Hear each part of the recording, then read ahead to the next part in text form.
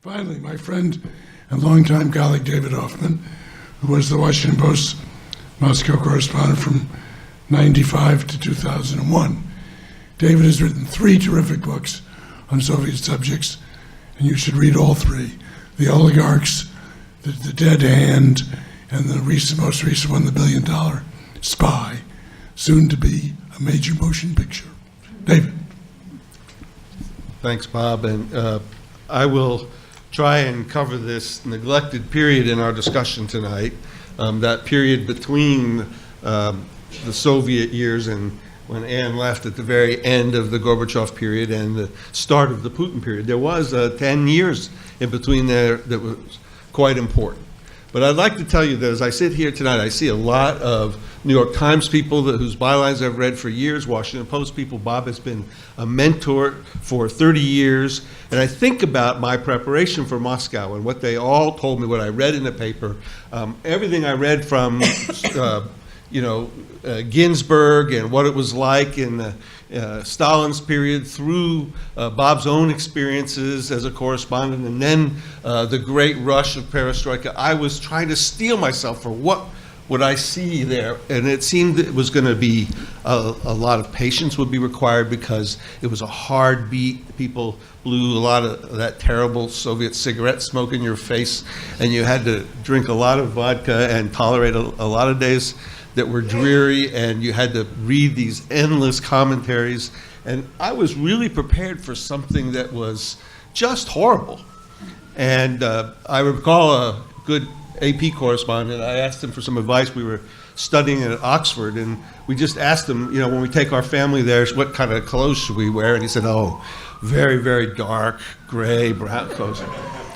And for all this preparation, this sort of handed down wisdom that is part of the being a foreign correspondent, I absorbed it all greatly and with great eagerness, and then I got to Moscow, and it was all wrong.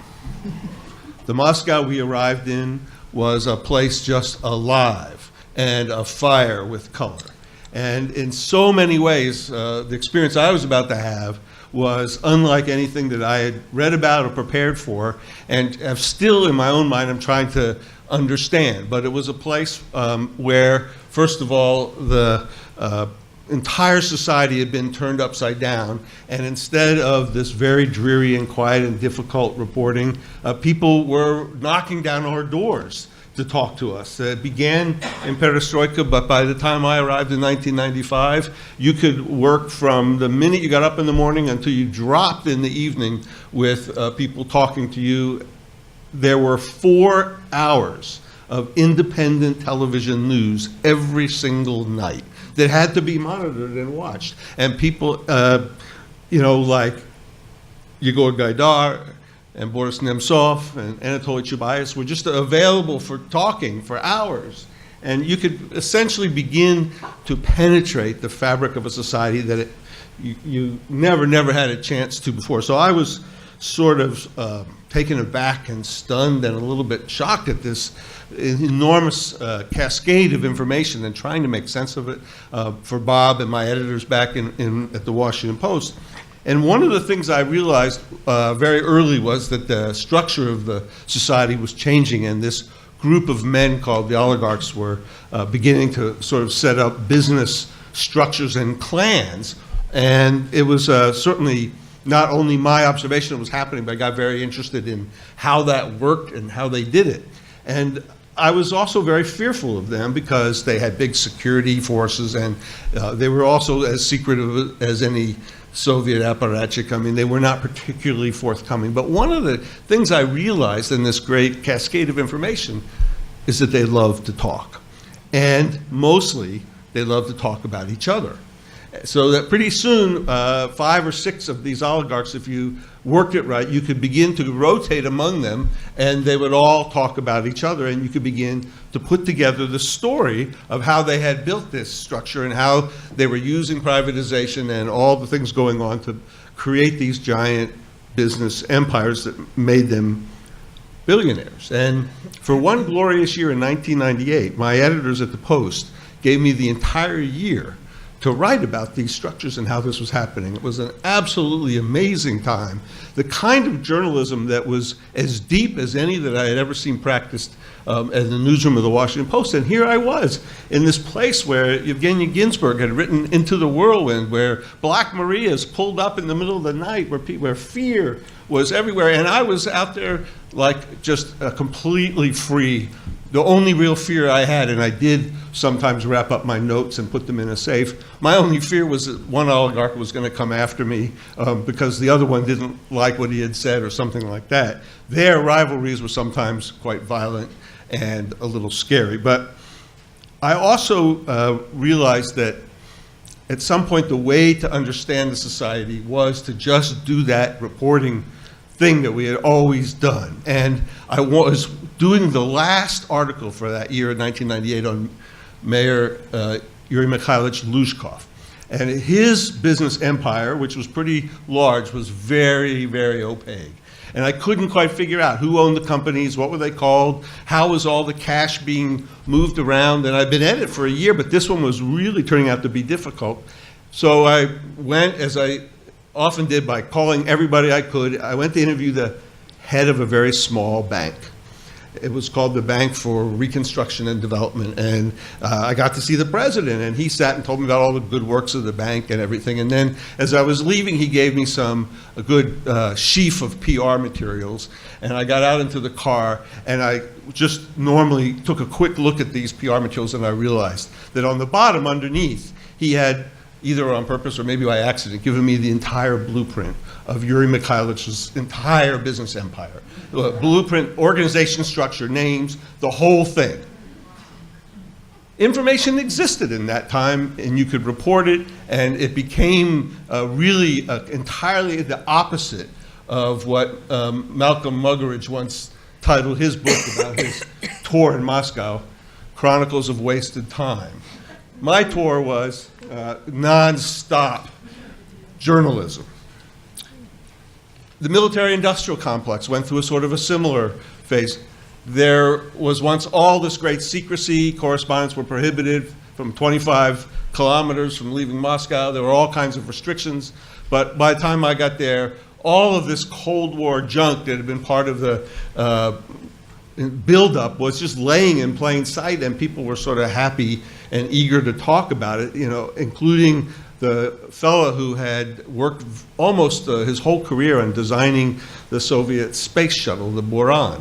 And if any of you have ever seen it at Gorky Park, it bears an uncanny resemblance to our space shuttle because actually it was copied.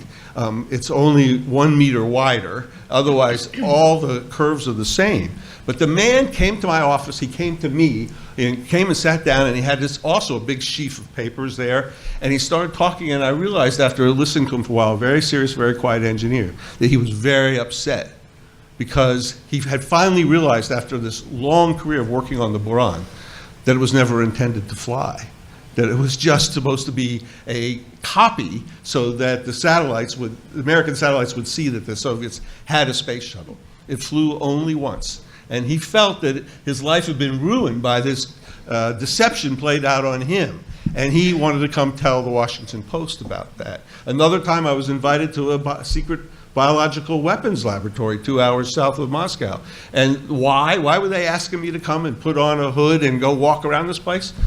Because a few months before, their budget had run out and their electricity was threatened to be cut off. All those refrigerators with all those culture collections of those germs were about to be turned off. And so they were receiving an American grant at this time, and they thought it would be good to let everybody in to see it. And by the way, I never got back into that place later, and you wouldn't get in there today. But that's what kind of time it was in the 90s. And lastly, I would say this. I gave a lot of thought to what I would find when I got there. I was surprised by it, but I went there with the conviction that Russia was in some kind of transition. And I took a lot of grief from people in academia and other journalists saying, well, transition to what?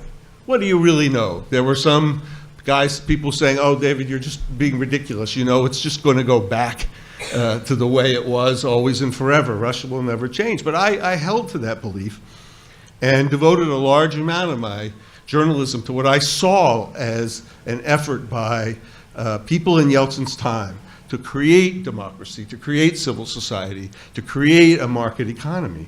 And I look back in that with pride. I don't feel it was an error to essentially tell the world what was happening, but I also look back at it with a great deal of doubt, because this particular thing that we saw, we had no concept about how thin, how reversible, and how unsustainable it was. And I feel that if I had to do my tour over again, one of the questions I'd like to ask of all those people and of the Russian people is, why didn't it last? You know, we often called it a journey without a map. And I believed in that destination, but I'm also very, very sad to see that so much of what that journalism was devoted to. You know, when Boris Yeltsin passed away, my partner in the Moscow bureau, Lee Hochstetter, wrote an obituary of him, which said that he left a society more free, more diverse, more energized, more entrepreneurial, and more chaotic than any in Russian history. Under Yeltsin, millions of people traveled abroad for the first time, voted for the first time, and learned to rely on themselves for the first time. And I don't think that was wasted time. And I also don't think it's the end of the story. My own visits to Russia, even now, to the young generation, to the coffee houses, tells me Vladimir Putin is not all of Russia. There's a kernel left. Those green shoots have not been completely destroyed. But I'm sad that so much of what we saw in my time didn't last. Thanks. Well, thank you all. This is great. Like good Russians, we can applaud too.